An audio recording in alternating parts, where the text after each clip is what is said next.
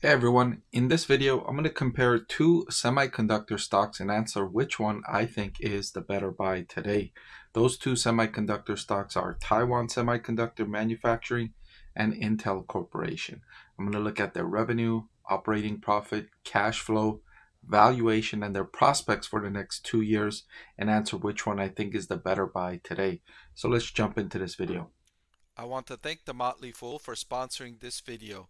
Visit fool.com/Parkev for the 10 best stocks to buy now. All right, so the first metric I'm going to compare these two on is revenue, and you can see they're on a different path here. Taiwan Semiconductor experiencing a boom in revenue, while Intel experiencing a decrease. Intel facing a double-sided headwind. Number one, it's losing market share to AMD, and number two, the cyclical downturn in the PC market is hurting Intel. TSM, meanwhile, revenue of 69 billion is above 54 billion in revenue for Intel. In a little bit, we're going to see their revenue prospects for the next 2 years as well. The next thing I wanted to compare these two on is their operating profitability. And Taiwan Semiconductor is one of the most profitable companies in the world with an operating profit margin of 45.6%. That's ahead of Intel for the most part of the last decade and certainly for the last year, as Intel has faced that cyclical downturn at 0.06% operating profit margin. The prospects for the next 2 years look solid for Intel, with 5.7% revenue growth expected in 24, 12% expected in 25, and 10% expected in 2026. Earnings per share are expected to surge by 29% in 2024, 65% in 2025, and then another 31% in 2026. For TSM, meanwhile, solid prospects as well, but not as good as Intel, I don't think. 22% revenue growth expected in 24, 19.7% in 2025, and then 13% in 2026, with 10% earnings per share growth expected in 2024, 23% in 2025, and then negative 8.2% in 2026. So the growth prospects are solid for both, but I think stronger for Intel. I want you to see why cash flow from operations is important before I get into the details. Cash flow from operations is one of the most vital metrics I consider when making an investment decision. If any financial shenanigans are happening, looking at this metric can help uncover the fraud. Moreover, looking at profitability without considering cash flow from operations can lead to a misleading picture of a company's performance. For instance, look at the example I have created here. The company reported a net loss of $250. However, when you look at the cash flow from operations, it was a gain of $35. How can that be?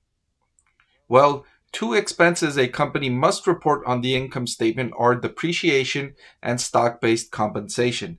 Importantly, these are non-cash expenses. Money is not leaving the company for these expenses. In the case of depreciation, when a company buys a machine for $750, it pays all of that price up front. However, generally accepted accounting principles require that the company take the expense over a period the machine is expected to operate. So if the machine is expected to last for 10 years, the annual expense will be $75 per year for 10 years, even though the company paid the $750 cash at the time of the purchase. Also, when a company offers its employees a stock option, it's not parting with cash. However, it must record the cash value of the option as an expense on the income statement. So moving on to the working capital items, inventory management is the easiest way a company can increase cash flow. The simplest case is when a business has 100 inventory units, sells 30 units, and doesn't replace those units. The decision would reduce total inventory and increase cash flow. As you might already be thinking, this isn't sustainable. Eventually, the company will deplete all its inventory and go out of business.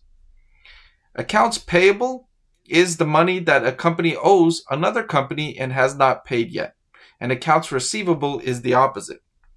A company can increase its cash flow by collecting payments faster and paying suppliers slower. If done with skill, companies at scale can take advantage of these timing differences to boost cash flow by a couple of percent annually. Costco is one example that employs this strategy masterfully. Overall, if you observe cash flow increasing unsustainably, you should expect a reversal of that trend.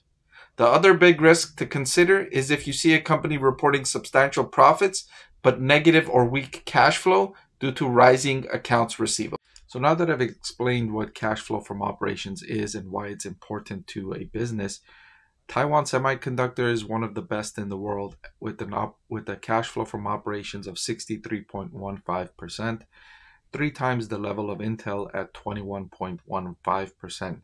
A clear advantage here in this metric for Taiwan Semiconductor. Finally, I wanted to compare these two on valuation, and the metric I chose to use is the forward price to earnings ratio. And according to this metric, Intel is more expensive than Taiwan Semiconductor. Intel is trading at a forward price to earnings of 18.77 compared to TSM trading at a forward price to earnings of 16.41. One of the reasons why TSM is trading at a cheaper valuation than Intel, despite its better prospects, is the geopolitical risk. The risks between Taiwan and China and the US, that triangle relationship, is concerning investors. And so they're placing a little bit of a discount to TSM because of those geopolitical risks. Another reason is because of the heavy capital investments for TSM and the decrease in earnings per share expected for 2026 as it invests aggressively to expand its chip manufacturing capability. Intel has also invested aggressively and is preparing for the growth in the semiconductor industry to rival that of TSM, to gain market share against TSM. But Intel will also benefit in the next year, 2 and 3 years from the cyclical rebound in personal computers. Remember, 2020 and 2021 was a great year for the PC market as people working from home, learning from home needed to buy more computers, one for everyone in the house instead of one for the entire house.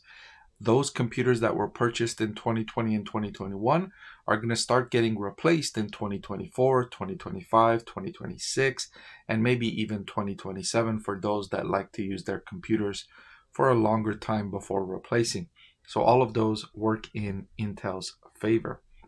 Still, I think the profitability prospects for Taiwan Semiconductor and the relatively cheaper valuation makes TSM the better stock to buy for me today if I was picking between these two excellent semiconductor stocks. Thank you for watching this video. I truly appreciate it. I know there's a lot you could be doing with your time and a lot of other videos you could be watching. So I truly appreciate that you chose to watch this one. If you want to see more videos just like this, hit the subscribe or the like button. They'll both help me make more videos just like this one. Thank you again.